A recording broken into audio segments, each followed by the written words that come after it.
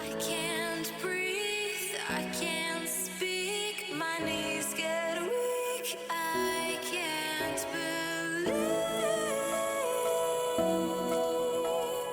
Oh no.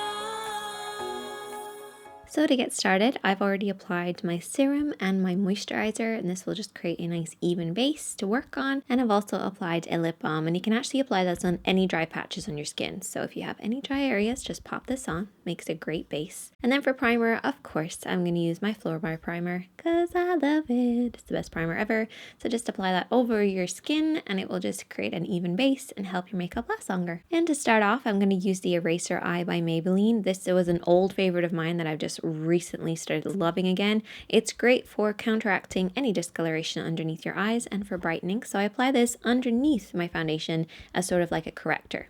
For foundation, I'm going to be using this one because it's great for drier skin types, but I would recommend actually using an F22 instead of an F20. So I actually went in with a sponge because the F20 wasn't blending as much as I'd want to because it's quite a thick foundation. But this foundation is amazing for full coverage without feeling heavy, so I really like it. To set it in place, I'm going to use a translucent powder, but before that, I'm going to use my magic powder, the L'Oreal True Match Foundation, because I love it so much. But because we don't need too much coverage, I'm going to use a large brush, so just apply a very small amount to start with and just brush it all over the skin, and then you can build up on areas where you need more coverage if you need to. But this creates an airbrush finish. Love it. Taking that damp sponge we used earlier and a brightening powder, I'm just going to apply this along the jawline. This is right underneath the hollow of your cheekbones, and this will lift them slightly for you. And I'm also applying this underneath the eyes to catch any fallout. Now, if you have drier skin types, you might want to do your eyes first instead of using this technique, but this is great for creating a sharp finish for your eye makeup and catching fallout too. Now, before we do that, I'm going to do my eyebrows, and it's been a while since I've shown you how I do my brows. So I start off with a pencil and I just go around the edges. I also like to emphasize my freckle on the side because the foundation covers it, but mostly I just use the pencil to outline my brow, and then I go in with a powder. So I use the two darker shades from this palette, starting on the arch of my brow and working outwards, and then just use whatever's left over to etch out the lower part of my brows, and then the two lighter shades, and apply this on the inside just to add a little bit of definition to the inner part of the brows. And that's how I do my brows. Now for the eyes, I'm going to start off with, of course, my favorite primer, best primer ever, and it's from the drugstore. And then just set that in place with a bit of powder. I'm going to use a warm palette today. I'm going to start with Lily, which is a matte light shade, and you want to apply this on the center of the lid. Don't worry about it being precise, just pop it on the center of your lid. It's just there as a guide.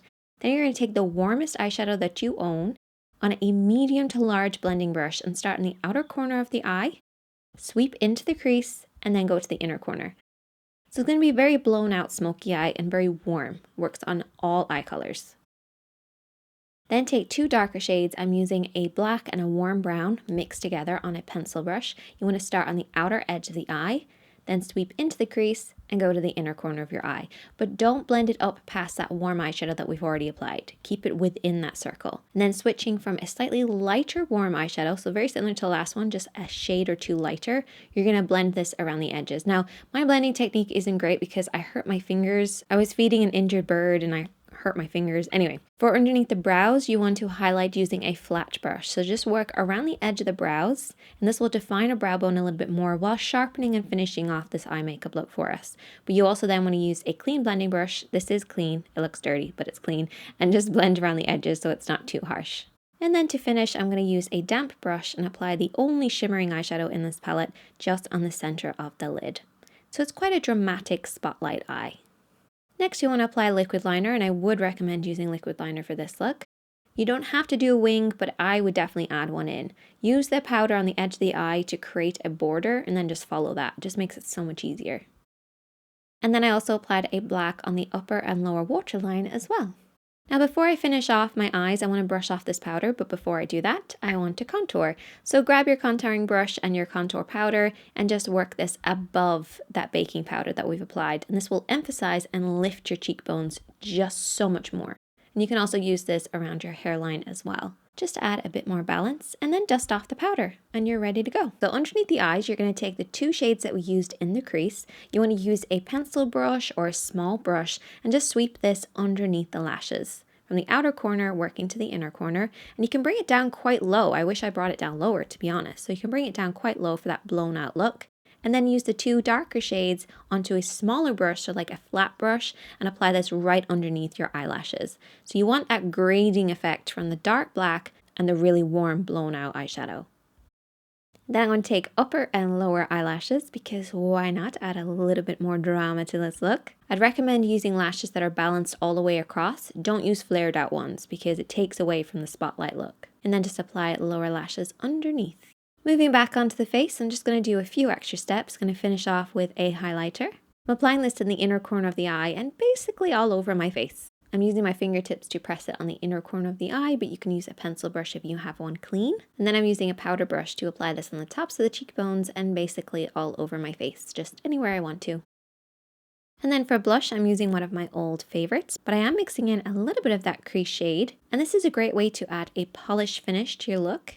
And all of these combined work really well together. And then for my lips, I used, once again, my old favorite lip liner, lipstick, and a gloss this time. I haven't worn gloss in a while. And that is the finished look. I really hope you guys enjoyed it. Definitely check out some more of my videos by clicking the screen now. And don't forget to subscribe. And I'll see you next time.